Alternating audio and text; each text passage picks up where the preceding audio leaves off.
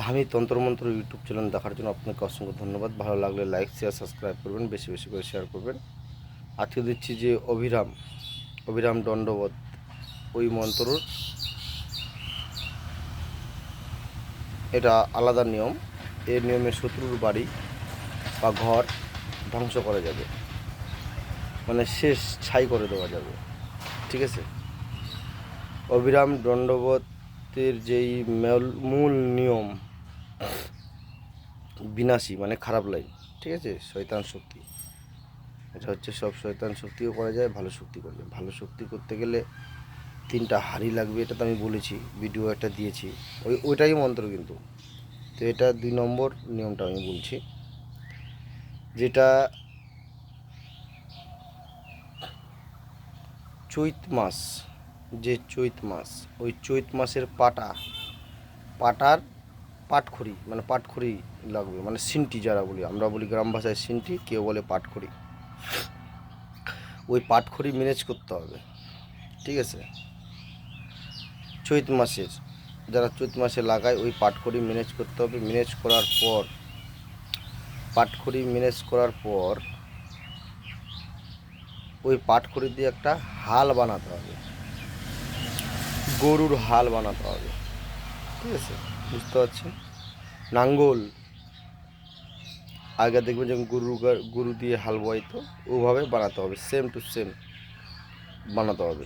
একটুকু যেন এদিক ওদিকে না যায়, ফাঁকা মাঠে যেতে হবে। এক জায়গায় ওকে ওখানে নাঙ্গল দিয়ে হাল বুঝতে হবে, মানে দাগ দিতে হবে জমিতে, ফাঁকা মাঠে। দাগ দেওয়ার পর বা হালের মতন করার পর তখন এই মন্ত্রটি একদমে 3বার বলতে হবে। বলে ফু দিবে, ফু দেওয়ার পর আগুন দিয়ে জ্বালিয়ে দিতে হবে। তো নাঙ্গল বানাতে হবে, ওই লাঙ্গলের ওই পাটখড়ির উপরে আগুন জ্বালাতে হবে, মানে ছাই বানাতে হবে, পুড়িয়ে ছাই করে দিতে হবে। যতই ও তান্ত্রিক থাকুক বা কবিরাজ থাকুক, ওদের বাড়িতেও যদি ফেলা যায়, ওর যদি ওইটাই জিনিস যদি ওর কাছে ফেরান থাকে, অবিরামের দণ্ডবতের ফেরান যদি থাকে, তাহলে ও ওখান থেকে রেহাই পাবে। আর ফেরান যদি না থাকে, ওর বাপেরও ক্ষমতা নাই, তো এগুলা ফেরান দিয়ে ঠিক হয়ে যাবে। এগুলা ফেরান দিয়ে কোনো দিন হবে না, ঠিক আছে? এটা আমার গুরু বারণ করেছিল দেওয়ার জন্য, তাও আমি বললাম না, দিয়ে দিই। যে করবে সে ভাবে চিন্তে করবে, যদি এমনি হালকা মনে করে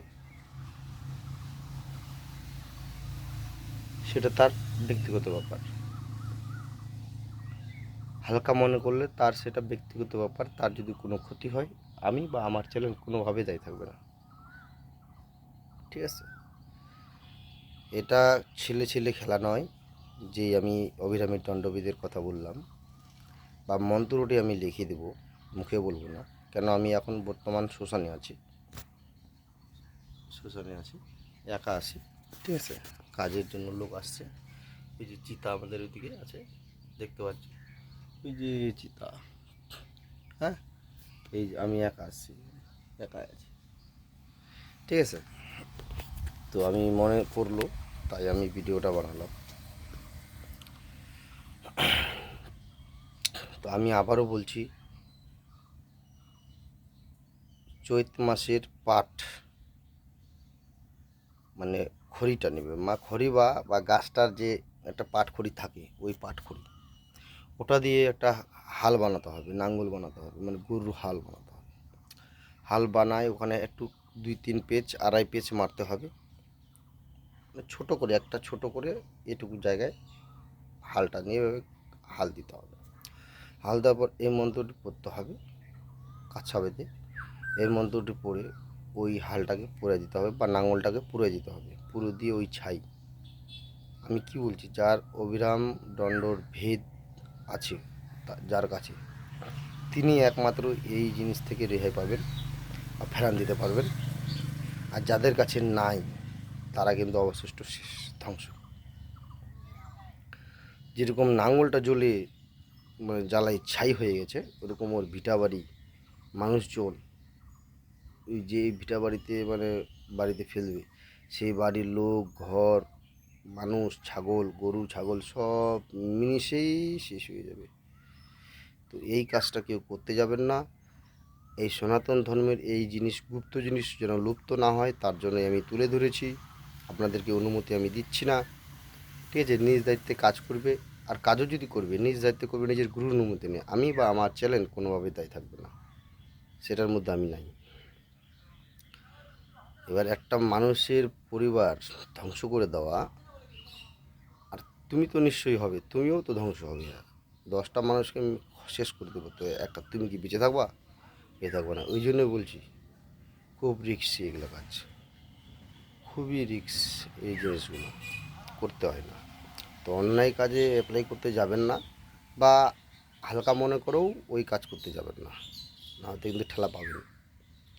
হ্যাঁ, এবার সব কবিরাজকে যে এরকম করবেন, সব কবিরাজের কাছে কিন্তু থাকে তো বিদ্যা থাকে, অনেক কবিরাজের কাছে আছে, মাহিত্য মাহিত্য জিনিস আছে, কিন্তু তারা মুখে বলে না। যেরকম আমি অনেক কিছু বলি না। প্রথমে আমি করছিলাম কালভৈরব সাধনা, আমি ওই শক্তিটাকে নিজে নষ্ট করে দিয়েছি, মানে খারাপ কাজে ইউজ করে করে, বুঝতে পারলা? তো খারাপ কাজে ইউজ করে করে আমি নিজেই নষ্ট করে ফেলেছি ওইটাকে। তো লাস্টে ওই শক্তি আমার কাছ থেকে সরে গেছে। এখন আমি নতুন করে করতে চাচ্ছি, বা গুরুকে বলছি, গুরু বলছে আর দুবারা ওই কাজ করতে যাবি না। আর একবার যদি বেফল হয়ে যাও, যে সাধনায় বি হও, তো দুবারা ওই সাধনা করতে যাবে না, পুরো ক্ষতি হয়ে যাবে। যদি বেফল একবার হয়ে যাও, তার দুবারা করবে না, তাহলে তোমার কঠোর পরীক্ষা আছে, পরীক্ষায় পাস হবে কঠোর। হুম। তো ঠিক আছে, আপনারা পুরো ভিডিওটা দেখবেন। আর মন্ত্র আমি লিখে দেবো, মন্ত্র মুখ দিয়ে উচ্চারণ করবো না, শ্মশানে আছি তাই। এই মন্ত্র বাড়িতেও মুখস্থ করা যাবে না, অবিরামের দণ্ডভেদ। ঠিক আছে।